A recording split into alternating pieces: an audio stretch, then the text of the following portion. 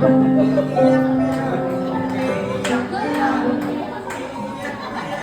mo na mag-message. Huwag nakita ko si ate. May iniwan ako. Sige, tumalikod ka na lang na mag-message sa kanya. Para hindi ka maiiyak. Happy birthday, ate. Ginawa nga, no? Yan, happy birthday. Huwag ka na. Yung mo ka na lang. Yan. Yan, happy birthday, ate. Yung mata mo kasi nakakainis, nakakahawa.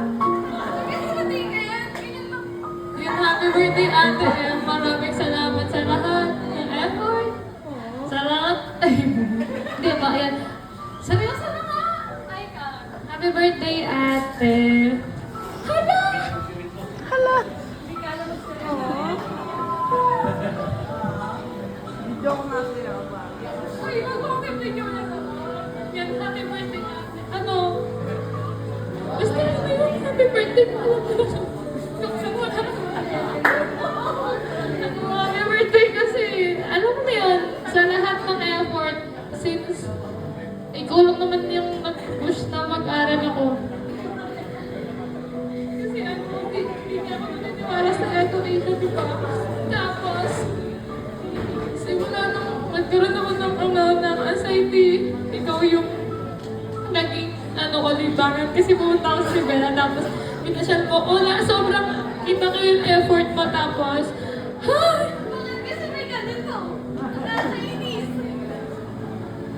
Yun, happy birthday. Alam ko naman na, sabi mo na naalala ko yun.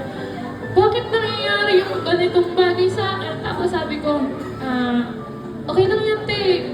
Alam kong pinagdadaanan pa yung mga ganyang bagay kasi pinapaganda lang ni Lord yung testimony ng life mo para soon kapag nasa harap ka na, nagsasalita ka, nagsishare ka ng word of God, maganda yung testimony mo sa mga tao. And yun, yung gift ko, simple lang po pero reminder siya na kahit anong mangyari sa life, kahit minsan may pagsubok tayo, minsan masaya, hindi naman natin alam lahat kasi hindi naman tayo yung author ng life natin.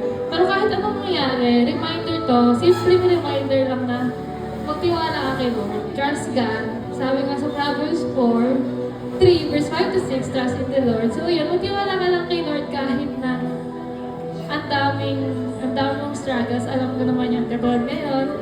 Alam ko yun. Gusto mo na birthday. Nakakainis. Hug mo si ate mo. Thank you so much, Jamaica. Next, we have Faith